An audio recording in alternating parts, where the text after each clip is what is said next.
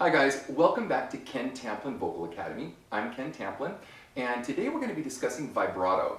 What is vibrato? And there's a lot of controversy and a lot of misinformation and a lot of dogma in a lot of different of the singing communities as to what people believe vibrato is. I'm going to tell you what I think vibrato is after 30 years of training and studying with a lot of pretty amazing people. And as you've gone through my stages, my volumes, we've discussed some things called release valves. What are release valves? Well, they start, obviously with good support, a well-placed note, and then vowel modifications that relieve tension in the throat or relieve tension in the vocal folds. So in this case, this is no different. In fact, there's a lot of, again, controversy, especially even in the medical community, as to what vibrato is good for. I'm going to tell you what it's good for, and I know this for a fact because I know not only with my own voice, but from some very, very influential people that have studied vibrato, especially in the bel canto community, and I want to talk about that in a minute because I disagree with them on some things, so I might ruffle some feathers here in a minute. But anyway, vibrato is a strongly supported, well-placed, clear-toned whole note that's been relaxed into a state of oscillation. What is oscillation and what is vibrato? And we'll get into that in a minute. Now, there's lots of different kinds of vibrato. There are some that are healthy and some that are not so healthy and some that people just use for effect. So we're going to get into each individually, each one of those, and then we're going to actually practice different things that we can do to build, to strengthen, to grow, if you're just getting started, to actually learn vibrato. Now, again, another thing that I disagree with in a lot of communities is that vibrato is something that can't be learned. Well, in part that's true. It's not something that you go, and practice in that context. But just like every other part of your voice or every other part of the vocal mechanism and the abdominal structure and whatnot, we practice everything we do. So to say that vibrato isn't something that can be learned is absolutely absurd. And I'm going to get into that more also in a minute. There are people floating around out there, lots of people actually, the well-known vocal instructors, people in the bel canto community and whatnot, that will tell you people like Whitney Houston, her vibrato was not good. It was called gospel jaw, and we're going to get into that. And Stevie Wonder is not good, and Aretha Franklin isn't good. And, you hear all these things of all these people that we love, and for someone to say that their vibrato isn't correct, I want to talk a little bit about that because I'd like to dispel some myths, some rumors, and just some really not good information. So if you're ready, let's get started. Again, this is Ken Tamplin Vocal Academy, and this is, again, an addendum to already going through the course. So you really need to get to the course, understand what good placement is, understand vowel modifications, understand release valves, for this to really have a maximum benefit for you. So if you're ready, let's get started. Vibrato. Okay, let's discuss different types of vibrato. First of all, I want to break down, again, there's lots of definitions, and I want to talk about them. There's something called a wobble. Let's talk about that first, because it usually stems from what's called the diaphragmatic vibrato. So when we try to use our diaphragm and have that be the only mechanism that drives your vibrato, there's a tendency to go, wah, right? It's this big wobble they call it, and it's this giant vibrato that some people have. I'm not going to ridicule them for it, but do I think that is a resting place, or the final resting place, again, of a well-supported, well-placed, clear tone, whole note that relaxes into vibrato?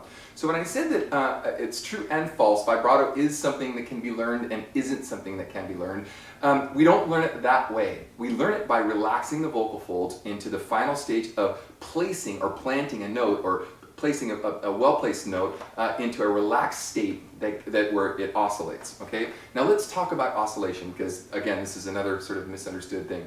Oscillation, again, if what I'm saying is true, right, that it's the last final release valve to relax into a sound, to relax the voice so it can sustain a note. And by the way, some more misinformation.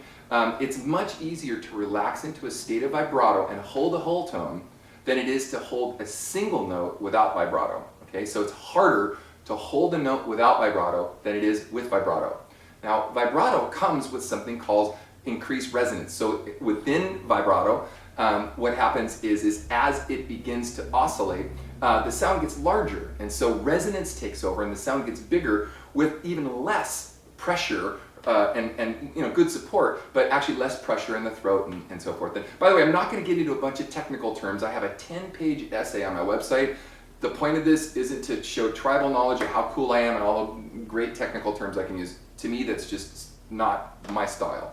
If you want technical terms, I wrote a 10-page essay that's quite technical. Go to the website, read it. For all you technical buffs out there, I think you'll find it what you're looking for. For my purpose here, I want to keep it simple so that you can understand it, we can grow together, and we can do this together, step by step. So we talked about a wobble or a warble, and that is a very wide vibrato that's usually diaphragmatically driven. There's actually something else that's called the tremolo. Now tremolo is kind of interesting because there's lots of singers that have tremolos. Stevie Nicks for one, you'll be standing in a line, right? And again, a tremolo. I don't want to. I'm not bagging on Stevie Nicks because there's lots of people that do this. In fact, Ella Fitzgerald and Billie Holiday and lots of famous people have a fast vibrato. But anyway, it's called caprino, which means little goat. So capro, goat, or caprino, little goat in Italian. And I'll refer to a lot of bel canto phrases because I am a big fan of bel canto. Studied it for 30 years from, again, some really cool people. But there's some things that I don't believe in them being the only gatekeepers of different terminology and things like that, and what can be learned or what should be learned only in their context. And I'm going to show you why in a minute. And it has to do with oscuro sounds or darker sounds or sounds that can only be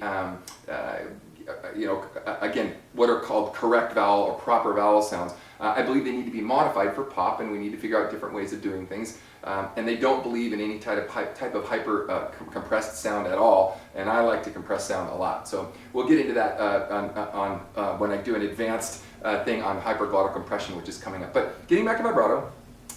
So we have these different types. So we've got the wobble or the warble. We have the tremolo. We have the natural vibrato that we just discussed. And we have, again, the caprino. Now, caprino is kind of funny because there's a lot of cool people that use it. Let me give you an example, like Manhattan Transfer, for example, it's kind of a fast, sexy, sort of jazzy kind of thing. It's like a horn stab, right? Now, is that a vibrato that is going to create a relaxed state? Answer, no. It's for effect. People use it for effect. So vibrato, in a lot of cases, a lot of people will emulate their favorite singer and try to sound like their vibrato. Well, everyone has their own unique vibrato. It's kind of the fingerprint, if you will, on the final resting place of again, a well-placed, well-supported, clear tone whole note that's being hum. All right, with that said, then let's talk about within the context of that, how that oscillation takes place. Now, we have our chords. Not going to get into a bunch of technical stuff again. I'm just going to give you a quick brief thing so we can get into the actual vibrato part. The chords themselves are in a relaxed state. Now you can oscillate in the chords. There will be a cycle rate or a beats per minute rate of how fast your vibrato will oscillate, or the rates, beats per minute. Now there's, let's say we're looking at vibrato on a line, okay? And let's say the line, once it starts to warble, let's say it warbles. Not warbles, but it oscillates, between the whole tone that it's resting on and either underneath, a quarter, a half, in some cases a whole tone, or above the whole tone. So we get a and have it go up like this, or we go and go below the note, okay? Now, why is this important? It's important because there's guys like Freddie Mercury, for example, that he oscillates above the whole tone. I'm not a fan of his vibrato. In fact, I don't really like it. Now, I love him as an artist, amazing talent, not bagging on Freddie, but for me, ideally, I don't believe that his vibrato was a resting place for the voice. I believe it was contrived, I believe it was rehearsed, and it wasn't a relaxation response to a well-placed, well-supported, clear tone whole note in the final release valve or relaxation of where that note should sit. I'm going to demonstrate these as we go. So, all right, so here's if vibrato is a line, and you're listening to a vibrato which I believe should be in a relaxed state, it would stand to reason that vibrato would relax underneath the whole tone instead of going up to a whole tone. Because it's harder to go, right? And almost unnatural sounding to me, than to go, yeah, and relax underneath the whole tone. All right? Now, let's talk about the whole tone itself. How wide should the vibrato be? How fast should the vibrato be? Yeah, yeah, or yeah,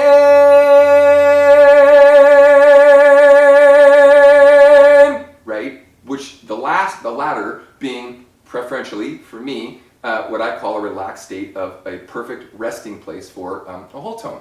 So, again, I'm not going to say that Freddie Mercury is bad. He did it for his style. Elton John has a certain kind of vibrato that's also unique. There are lots of people that have very unique vibratos. And you know, again, I've watched the bel canto community specifically, but also other people within people that study bel canto, bag on lots of different types of vibratos. And I'm going to get into a couple. And the first one I want to talk about is going to be what's called gospel jaw. Now, gospel jaw is very unique because, again, with all these people that supposedly don't sing right, Whitney Houston sort of got singled out in an article that I read. Now, if Whitney Houston's vibrato, you know, and I will love, I mean, her vibrato was beautiful, beautiful sound, and I believe it was a natural resting place for holding a whole tone.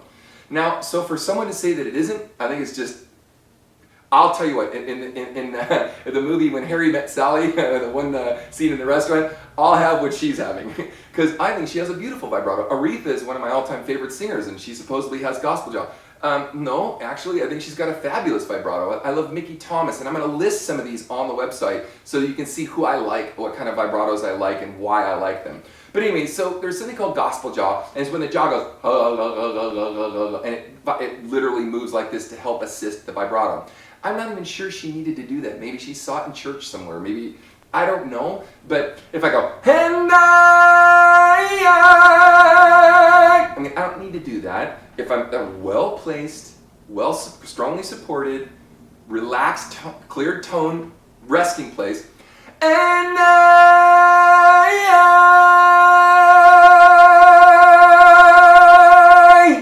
do you see how I can relax into that state? And then the resonance takes over, it gets nice and big, it's how Caruso broke glass, and it's a natural, normal thing. So we're going to talk about how to achieve, how to attain this, how to feel it, what to look for, what not to look for, when it's contrived and when it isn't, okay? So let's break down each one of these as we go. We'll continue vibrato.